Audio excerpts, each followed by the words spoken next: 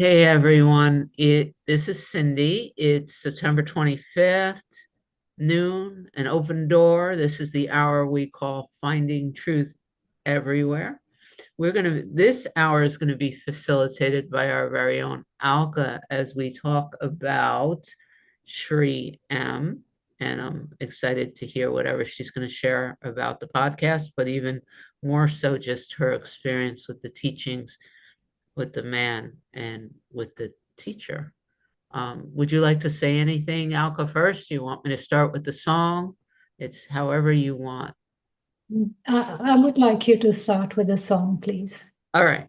So I picked up a song. I was listening to Shri M, or just M. He likes to just go by M.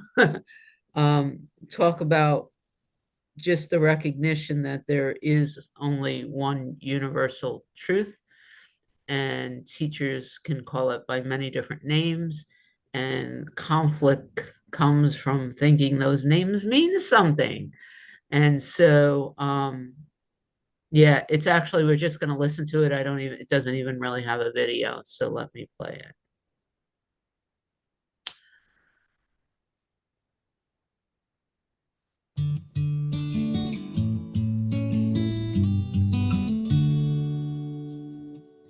They say you got to choose your side when it's done.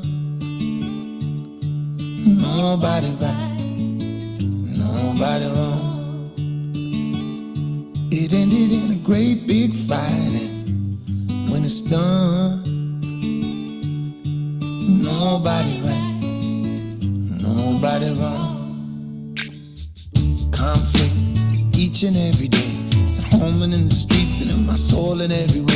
It's hard to keep the faith when I feel so far away. Times I feel connected, times I'm running away. But whoa, whoa, can't you see all the sickness, hunger, and poverty?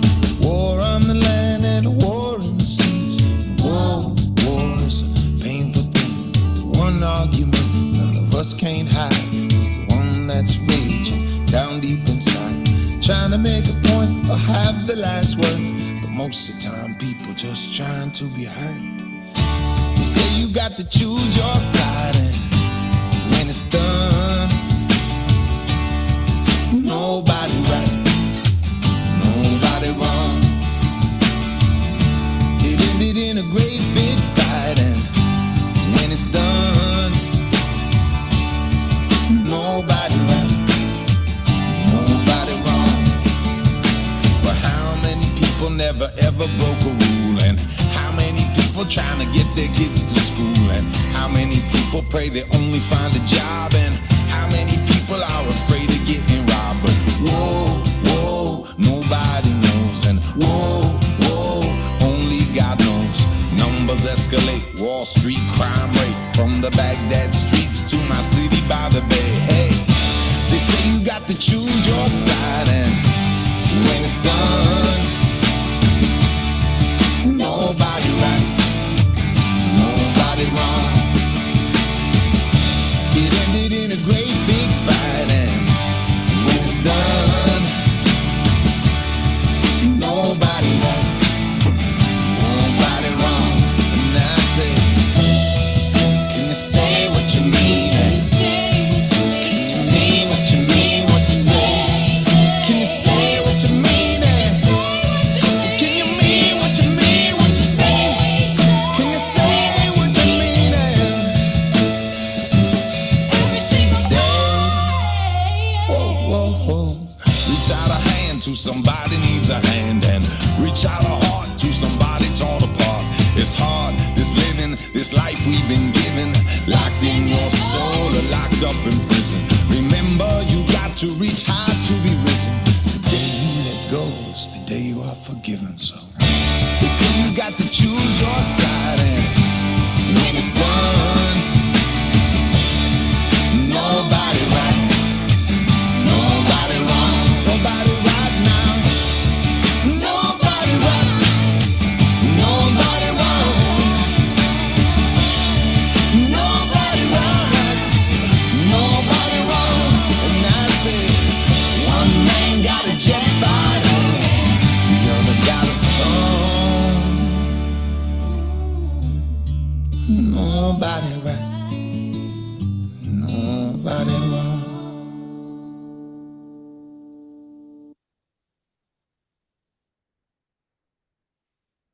All right, Alka, it's all yours. Yes, thank you. Well, I must let everybody know, first of all, that the first time I met Sri M was in 2019.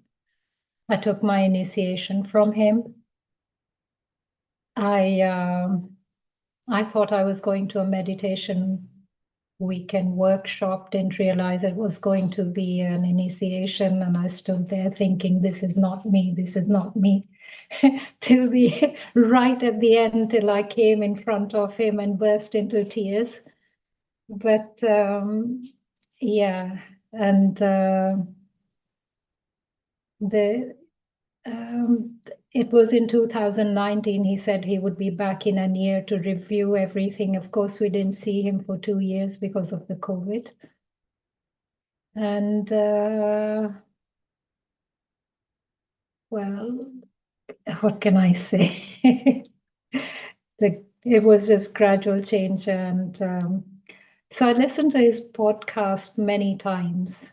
And every time the first time I listened before it was put up on the Open Door website, and I just listened to it, and because I just like listening to it. But the second time I listened to it, when it was on the Open Door podcast, I could relate the things he was saying to all of us. So the first thing that he talked about, how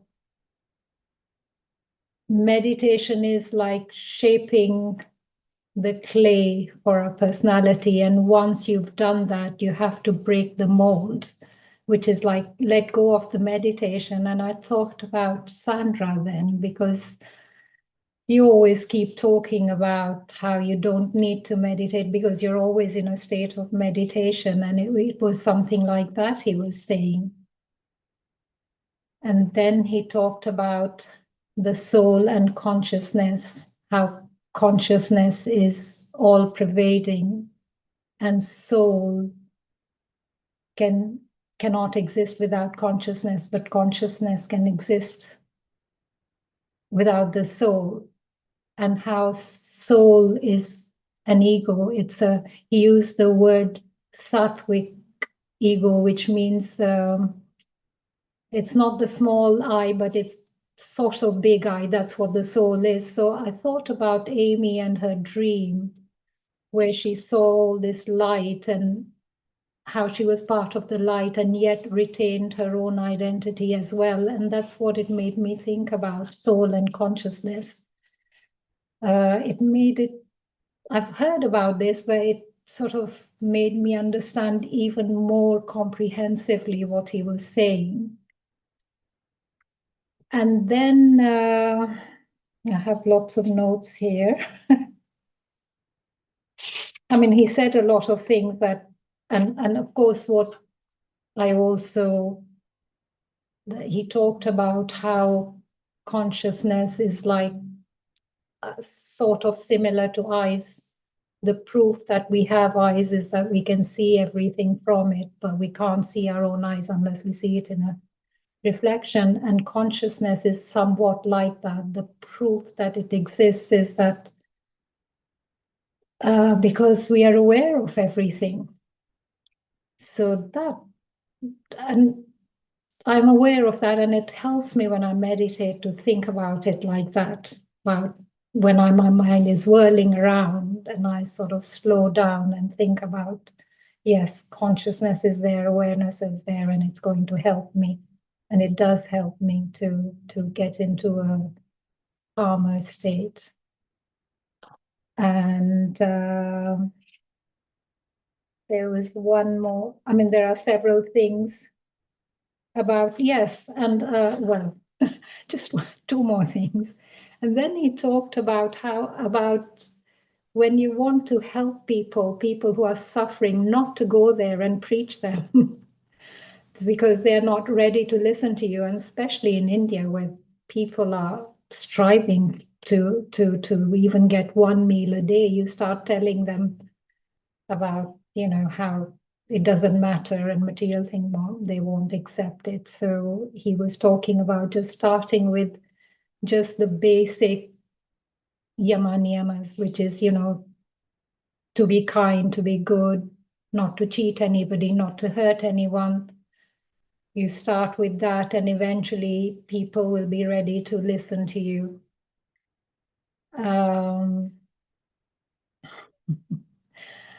And also how important service is.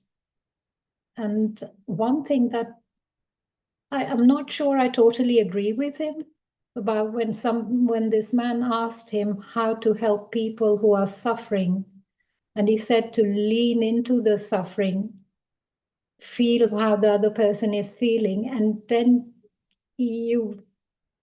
what you need to do will arise in you. I'm not so sure about that. I mean, I thought my small self ran away from that screaming. I would be crying for days, I think, leaning into everybody's suffering. But where he also talked about how service is so important as a part of spirituality and growth. It's no good being spiritual and not being of service to other people. And how when you serve other people, you're getting more out of it than other people do. So, and you, Cindy, you already brought up the last point that was on my thing about there is only one truth, but different teachers call it by different names. And we get stuck with names and fighting starts about it. So for the moment, that's all I have to say.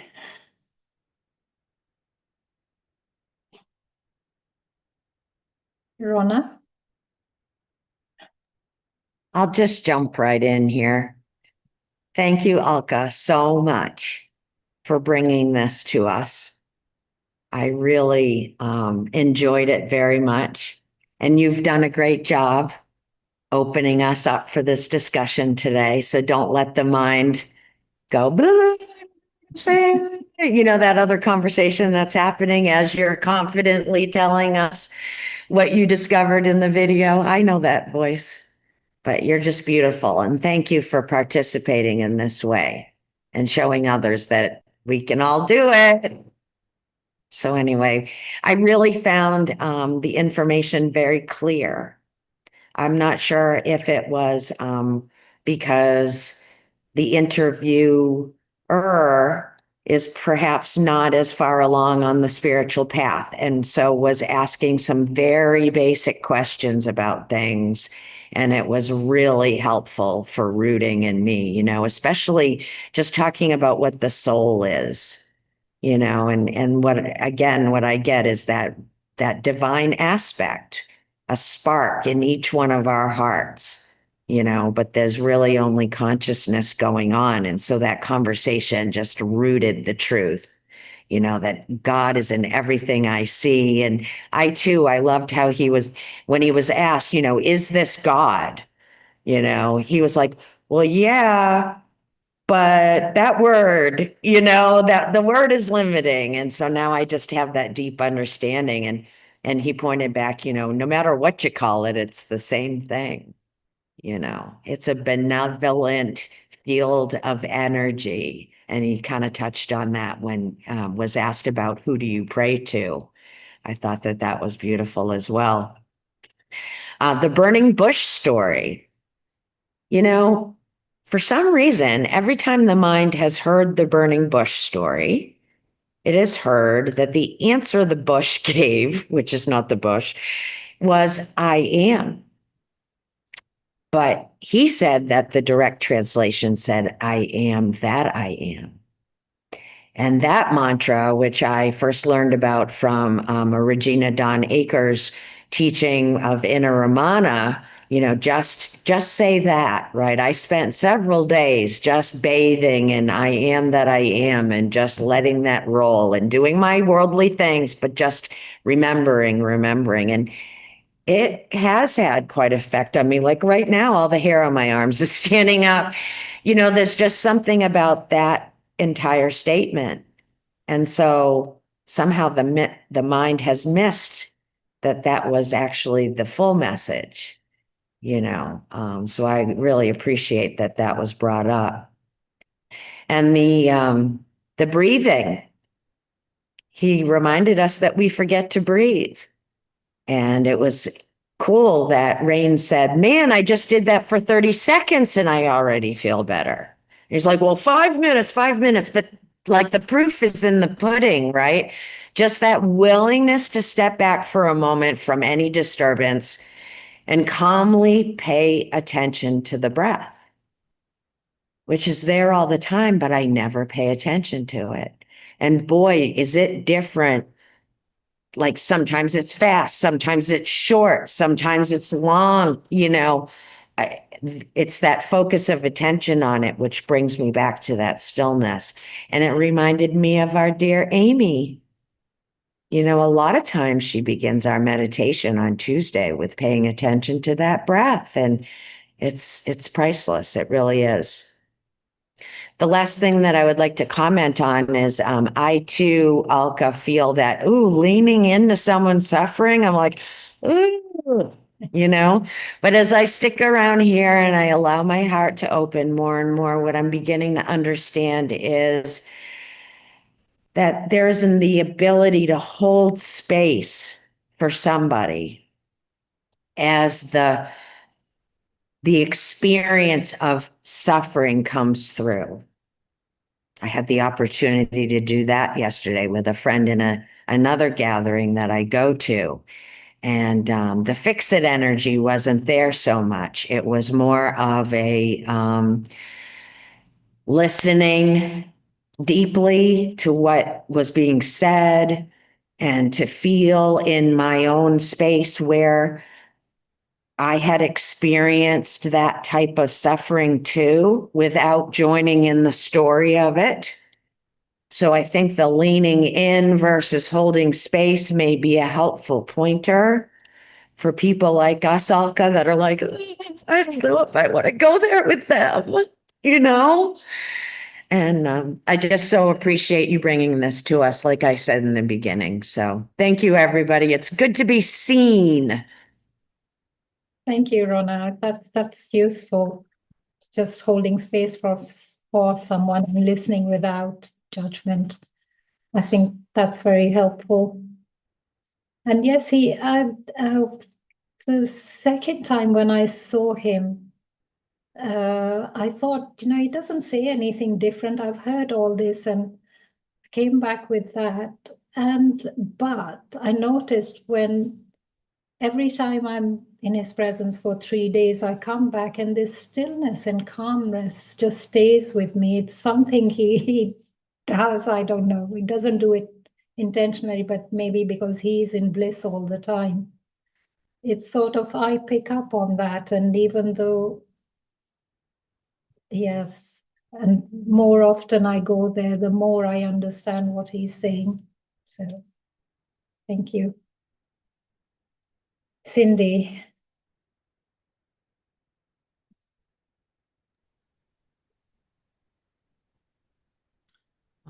When you were just talking about being in his presence and feeling the shift, it felt like a direct testimony of what the guides say all the time, which is our role is to be the light.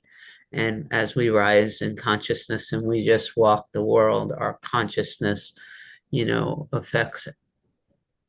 affects everyone we interact with or think about. And when you were describing, just being in his presence, and even when Asher, I think, the week before when she said she was in a room with her yogi, and even though there were like, she was opposite ends of the room, as soon as she went into his presence, she could feel it, the joy and the love and the peace.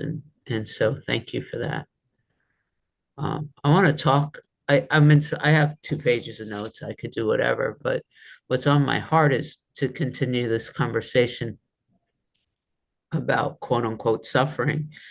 And a conversation we had Shannon and I and whoever else was there when we had this conversation a couple of weeks ago about holding the suffering of the world and how that works.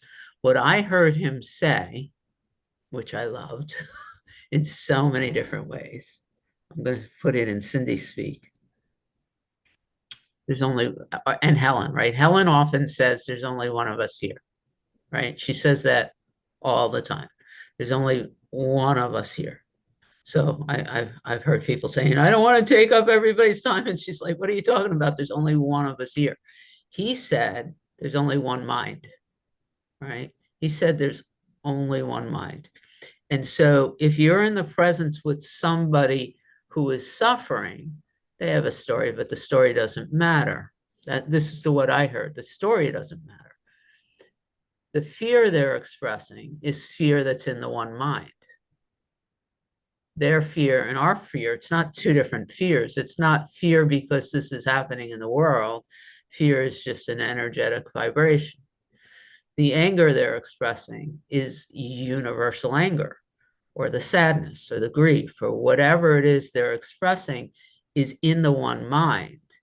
And so when I can hold a space, or we can hold a space to allow them to express it fully, while we know that it's not the story, it's the universal energy, that the anger gets transformed, the fear gets transformed, the sadness or whatever the emotional blueprint and the, even the believing energy that's underneath it dissolves back into, a higher vibration. To me, that's what that's the way I'm taking, because the guides are teaching the same thing. We can't turn our back on the suffering of the world anymore.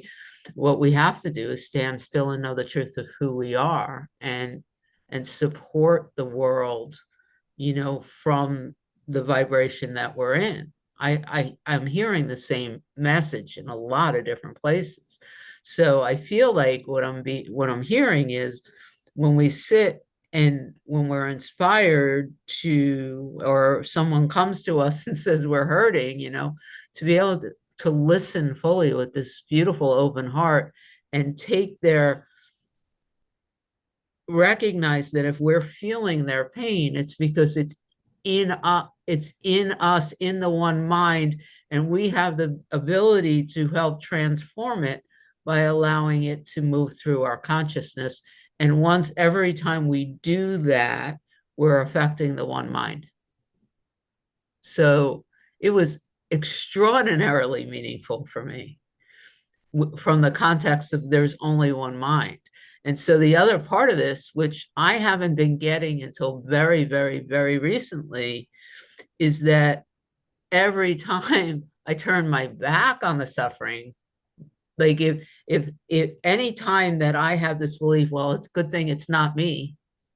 So it's not me going to look for the suffering in the world. I've been told that there's more that, we all have jobs to do and they show up. It's being present for whatever shows up in our space, whatever lights us up. If we turn our back on something that's in our purview, it just strengthens the belief in separation. It is, to use the guides' terminology, a denial of the divine. So it's like we've created a cancer spot, a dark spot in the one mind that also affects the one mind. If that makes us, we are that powerful. He did say that one man's consciousness can affect 1,000 people, whatever that means. So the higher in vibration we go, the larger the influence we have. But part of that is by including everything, just not believing the story, because there's only one of us going on. I guess, yeah, it's becoming a bigger and bigger passion in my heart. This idea that the universe is in me. I'm not just in the universe. And so everything that's going on that I am aware of is taking place within me, within the one mind. And therefore there's a responsibility to being present for it. So that's how I took that conversation, and that's what I heard him say. So I'll leave it at that for now. Other than thank you. I'm just, Thank you. I could feel him on you, which is beautiful. Yeah, I mean, I don't run away from people's suffering. It's just that I let people talk when they talk to me, and then afterwards I suffer, but I don't stop them the next time or the next time. And that's why when he said lean into it, I thought, but anyway, thank you. That was really useful. Ndego. Hi, Alka. So nice to see you. Thank Hello. you so much for this. So it's really it's kind of funny. It's interesting. So my mom, when I was young, she taught us to be strong. Part of it was she took care of me and my three sisters. My two sisters, and she had to do it by herself. So she taught us to be strong, and to do it yourself. She taught us to do it ourselves, and she taught us to be strong, no matter what happened. And so I learned that. I learned to just do it, to be strong, and to do it, and then I could do it, and to be tough. So what's amazing is I don't feel pain. I don't, because I've learned to just, that it's not real, or I learned from my mom, you just let it just be. You don't worry about it. You got to keep going. Um, um, so, and then, and actually, I've been in a lot of pain recently because my back, I hurt my back really bad. But I guess what I've learned is that you follow the directions of your Father, of God. You follow what you're guided to do. And also too, I've learned that when you don't know what to do, when you're angry or sad or whatever, and I've definitely been really pissed off, is that you just get quiet. You just stop. You get quiet. You're still angry, so you don't stop it. But for me, you just get quiet. And you're honest. Like, you tell God off. And I've told God off. And then after you do that, then you just say, okay, God, show me what to do, because I don't know. But I know that you do. And I know that you love me. And I know that everything is love. So you show me what to do. And God always tells us and always loves us. And I know from my brain injury and my experiences that everything is God, and everything is love, and everything is for us. It's just we don't know it and we don't believe it. And that's why I love just getting quiet. I put my hand on my heart, just being honest, and just asking our Father and asking God, okay, God, I'm so fucking pissed off right now. You show me what to do, because I think I know, but I know that I don't. But I know you do, and I know that you love me. So you show me what to do. Um, and God is always with us, loving us and protecting us. And at least for me, it's just such a gift. So even though I'm in this pain, I don't even really feel it, sort of, or I don't know. It's okay because I know it's perfect. So, and I just love being here with all of you. Thank you, and there you go. That was really very useful advice. Thank you. Sandra.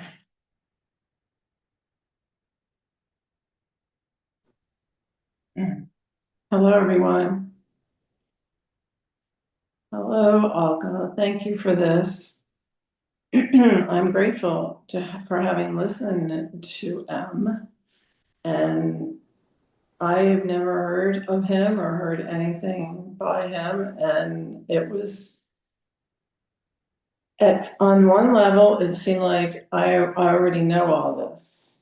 But there was another level that you talked about, like when you listened to it twice, and the other things just came out that were so powerful for me. And so I wrote some of them down. The first one was when he went into what is God, and then he started talking about religions. There was this line he said that I really liked. He said, religions start pure. All started with a mystical experience of one individual. And I think about that, a mystical experience of one individual, and then they're sharing what they learned or what they know with others, and then it spreads and it's contagious, because it's not just their words, it's they're emanating that love. And but then what happens? It becomes formalized, it becomes a structure, it becomes part of the culture, and then there start being rules, and and there were certain ways you're supposed to speak. That, when he said all of that, that really resonated with me. And then he tells that little story about the man and the devil, and they're walking together, and the devil finds the truth on a piece of paper and puts it in his pocket. And the man said, well, why are you doing that? Or something like that. And this is the great line. Don't worry, my friend, I won't be. He says, you're going to be gone if you find the truth, He says, don't worry, my friend, I'll organize it. Right? I'll organize it. And that's what happens. We try to organize something. We try to make everything fit in the box. We try to make everything a structure. This is the way to be, or that is the way to be. And then we need people to administer that. And we have to have a bureaucracy. Anyway, kind of getting on that. Why did that hit me? It hit me because I think it was sometime within the last year, it just struck me so powerfully that we could end up doing the same thing. Right here in this group, even, or not even in this group, but like the pathways. There's this pathway, there's the direct path, there's this path, there's that path. And somehow humans want to make that the one right way. And then later he says, well, we just need to be open and teachable. And I try to be that when I find myself wanting to find the one right way. You were going to say something, weren't you, in response to that? No, I said easily done, organizing. Yeah. Something, because I just organize it. Yeah. And then later he says to a couple about when they were getting married, just start with the premise I could be wrong. And I liked that. Start with the premise I could be wrong and you'll be okay. And it's so I think I'll adopt that. So that was one thing. Another thing that really touched me, he quoted Jesus, lay treasures in your heart where thieves cannot break in and steal. I love that quote. And he said, there's a light in everybody's heart, and everyone is a walking temple of God. So that really helps me when getting to what Cindy was talking about, which she explains so beautifully, about leaning into someone's pain. It's like, as long as I remember, see,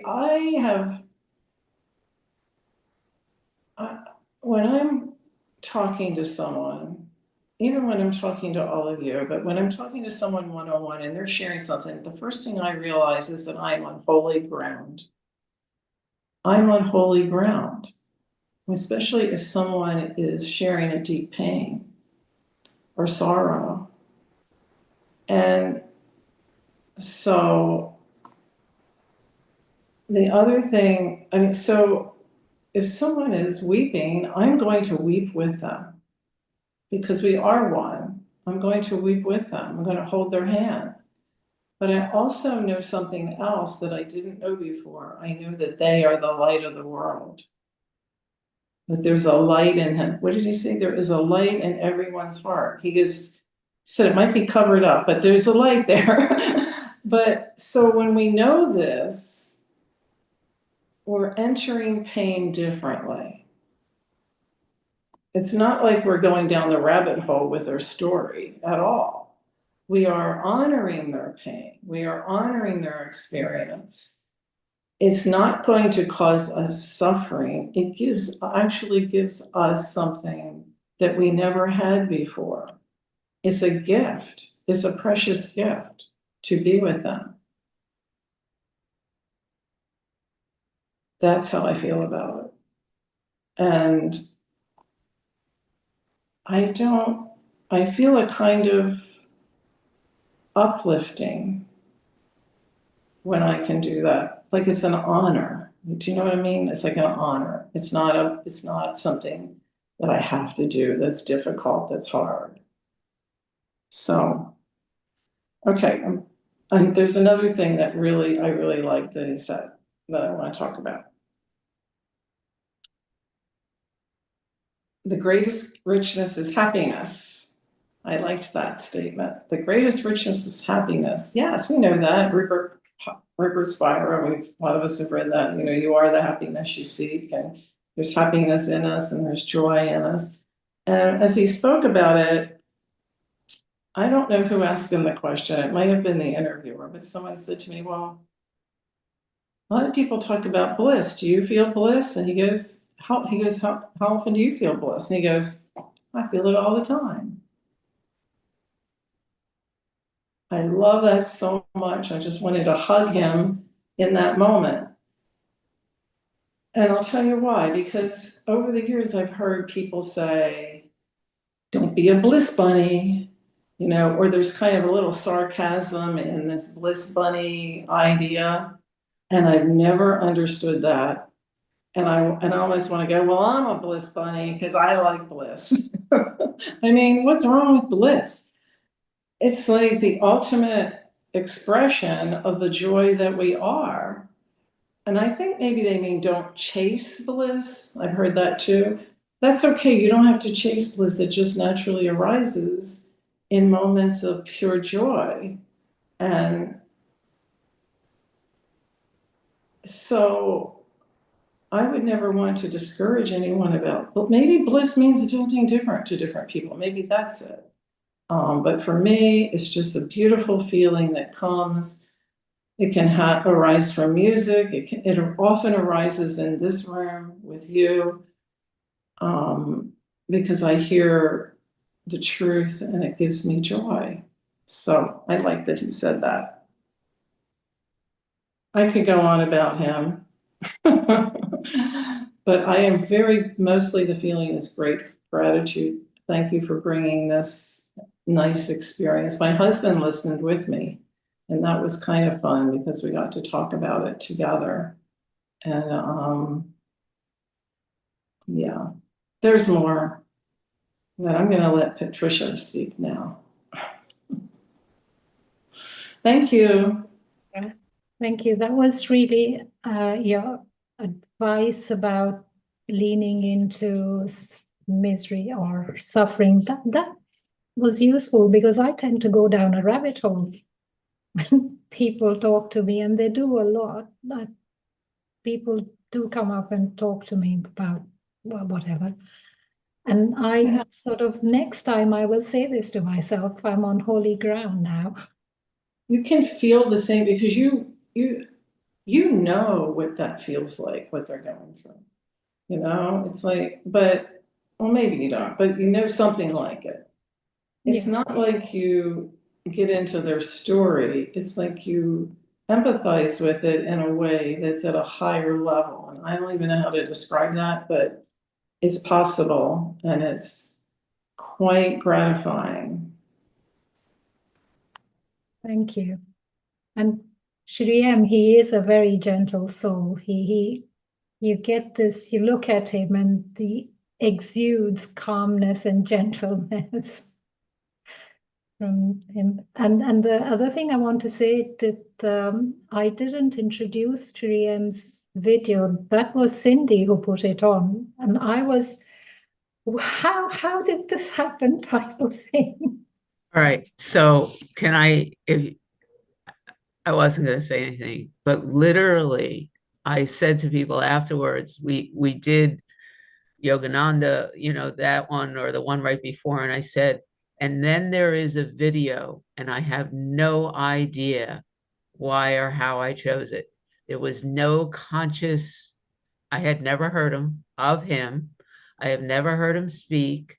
There was no logical explanation for it to drop, but something in me just scheduled it, right? Which it's happened before. And then Alka came and told us that she had been initiated by him. So that was, to me, that's God calling, right? By whatever name you want to call it. Me too. Yeah. Patricia, Good morning, Alka. good morning. I love that you've been initiated by him. And what a beautiful story. You're there and you just burst into tears. It's like your heart just opens wide. That was beautiful. Thank you for sharing that with us. And I certainly am going to explore more YouTubes about him. And if there are any you would recommend, I would love to know. And many of us might as well. I think the thing that I was so struck by was he was ordinary. He was authentic, genuine, open, and ordinary.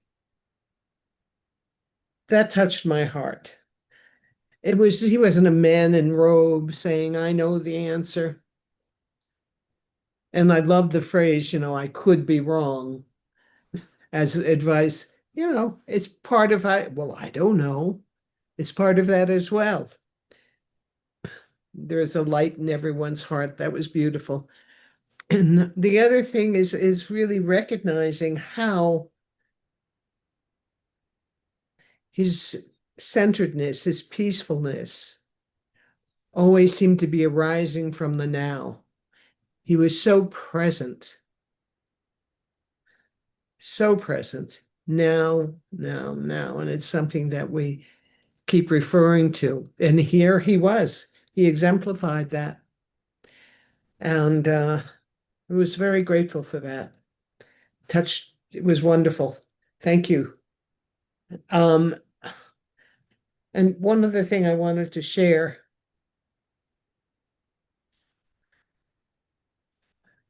was also about generosity. I was online with something this morning, and I noticed that there's one non-dual teacher who used to do it for free and now is charging money. And here we come to an open door, and Cindy says, whatever you can afford, or nothing at all. And how much I appreciate that, Cindy. That is a gift you give us. So thank you. So, thank you again, Olga. Thank you, Patricia. Yeah, he looks very ordinary, but if you read his autobiography, it reads like a science fiction story.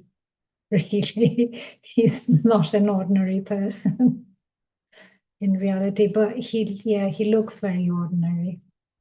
Yeah, thank you. Cindy. Only take a minute because I want to hear what Mel has to say. I wanted to bring up this conversation about trees and how he really indicated that the only difference between me, a human, and a tree is I have this brain, which can be utilized in a positive way once it's purified. So the brain, supposedly, like the brain or the human system allows me to know that I'm conscious. So his beautiful explanation that every aspect of a tree is conscious and knows that the leaves and the branches know to lift up to the sun, and the roots know how to find the water and go deeper if they want to, and everything is conscious. It's just that the tree doesn't know it's conscious. It just isness. Whereas the human has this brain, right? and the brain isn't conscious, which in and of itself, right? Without, it's sort of like the soul. The soul can't be without consciousness, but consciousness doesn't need the soul. This whole way he described all of that was beautiful.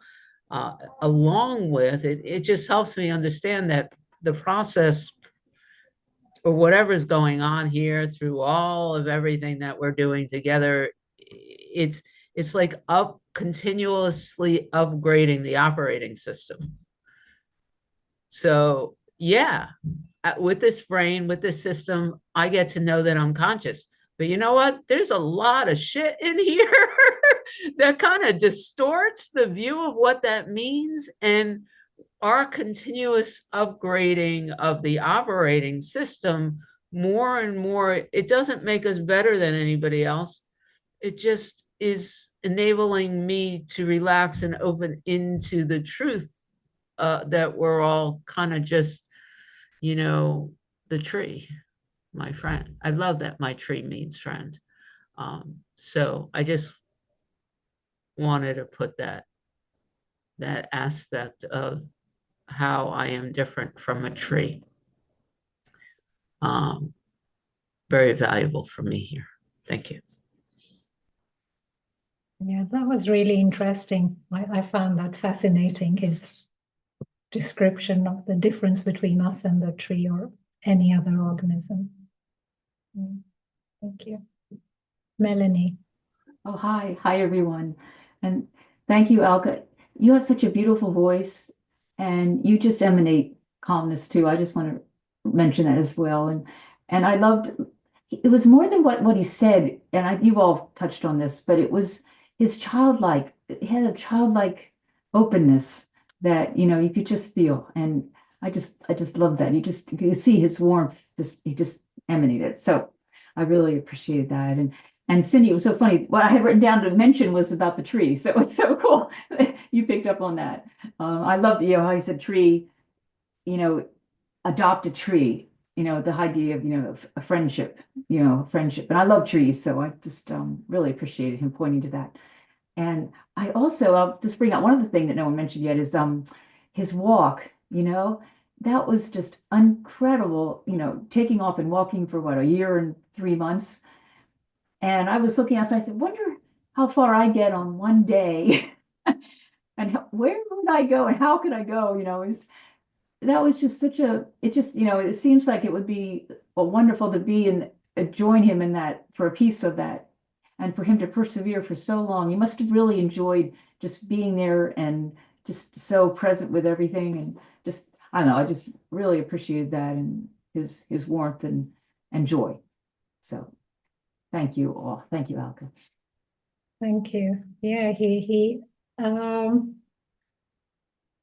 Swami Vivekananda also did that. He walked the whole length of India and breadth of it just before, because when his guru died, he didn't know what to do. And then finally he walked and spoke to people, and that helped him to decide what he wanted to do next. And I Wow. think, yeah. You Oh, were I was saying? going to say, it reminded me of, he pointed to Jesus as he was a wandering yogi, right? Yes. The whole thing is, just connecting with people. And yeah, so he really expressed that as well. That was cool. Yeah. That's what he was inspired by. And he said he learned it did more for him than he did for other people with this walk. Oh, Yeah, speaking to ordinary people and listening to them. It was, yeah. Okay. But he also said, so this is what it means by he seems so humble, right? But he also said that deeper and deeper into this walk, there were issues because so many people came out to see him. Like, I think at one point he said towards the end, there would be 100,000 people coming out to wait for him, to greet him. And there would be so many garlands that you wouldn't be able to see. So that's even a larger kind of experience than what Jesus would have experienced, and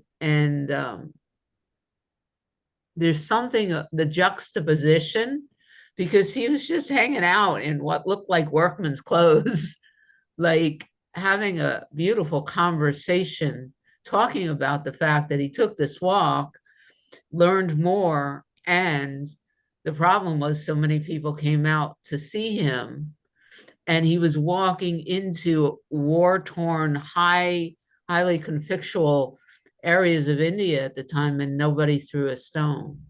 I mean, that I got chills. The whole kind of and it was obvious it wasn't him, the man. Again, it's the vibration he carried, right? Sort of peace pilgrim times 100,000 or something. In India, that's not difficult. It's such a thickly populated country. But I got the impression he said 100,000, but the next time I listened to it, he said hundreds and thousands of people turned up. So the first time I listened, I thought 100,000, but I'm not sure. But still, a few thousand people is still a lot of people. And he's he doesn't say no to anybody. So, people would keep putting garlands on him and he would let them. I think his helpers or people who look after him are the ones, the tough ones, who go and say to people, no, you can't do this. And he's not very tall, so I can see him being drowned in the garlands. Yeah.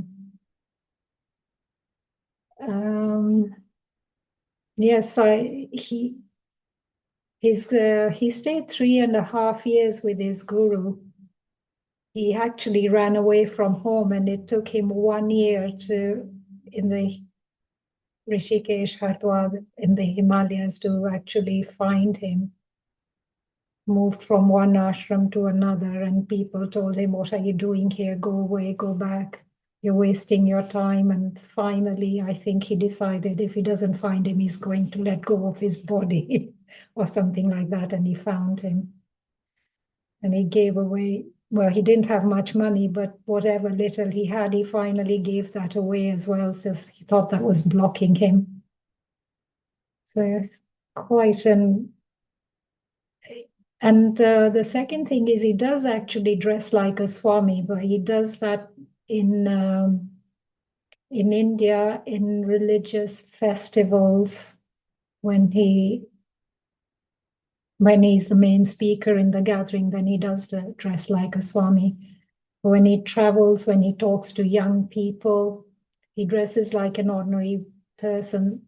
especially in India, when he talks to young people, he thinks if he dresses like a Swami, they'll have a block against him, won't want to listen to him. So he does dress like it. That's all I wanted to say. Chuck. Just real quick, I'm not clear if I heard accurately. I said, I found it interesting at the one point that his master at the end told him to go get married and do a regular job and that, didn't he? And he kind of spoke on his beliefs that the Catholics not allowing them to be married and stuff was harmful. Did I miss that? No, he was told to go back. He didn't want to leave his guru and go back into the back in the world. And his guru said, no way, you're going back. Get married if you get married and find have a family, didn't he? Oh yeah, he's got children, grandchildren. I mean, isn't that what his master told him to do? Yeah, but first that came, yeah, he did. He told him you have to also, he had several different jobs, but in between, he wasn't working non-stop. In between, he went and lived with the Sufis for 9 months. He went and spent a year in the Ramakrishna mission, studying their texts and learning from them. And then he would get a job, and then his guru would indicate you have to go and stay now with these people. So it's a very rounded education he's had, spiritual, and then he worked in a newspaper for years as a journalist, did several jobs. And the last thing he did was 9 years in the Krishnamurti Foundation as an administrator, because people would only come to the foundation when Krishnamurti was visiting, and the rest of the time there was nobody there. And after Krishnamurti died, he was still there for 3 years, but then he left and he started his own. He bought a piece of land, he started a school which grew, and he started to do his own things, but for a very long time he was being taken care of by his guru, doing things he was told to do. And yes, marriage was one of them, because he said people are going to come to you, and if you're single, they will not listen to your advice. Because you need to give advice to people who are married and bringing up children, job, and whatever. And unless you've been through it yourself, you cannot give them proper advice. So yes, he was told to get married. Okay. Thank you. I don't know what time it is. Oh, it's time, Malka. You did it. You did it. How does it feel? Feels like you'd do it again, right? I could. Yeah. See, it was fabulous. What a wonderful, wonderful hour. You're so kind, all of you. Thank you so much. Oh, we're doing this together. Yes. We're doing it together. It's wonderful. And as such, 3 hours from now, we got Amy. She said she'll be back for Advaita in ACIM tomorrow. And then, yeah, tomorrow's resurrection. Next week it's Amy, and next week in this class, Amy is doing, it's a near-death experience we're looking at. Then the week after that, Sandra is leading a conversation based on a Muji video. And then the 2 weeks after that, I got to set it up. Melanie and Amy are doing something together with a 2-part Sounds True that has lucid dream. All I do is say, feel inside, and then say yes. So I think there's lucid dreaming. I think there's reincarnation conversations. It'll be fun, and it's long enough that it's a 2-parter. And then that takes us all the way up to October 30th. and Michelle wants to lead us, and I do believe that's going to be another NDE, unless she changes her mind. She has the freedom to do that. So, man, I love us. Thank you for being in my world. Let me stop the recording.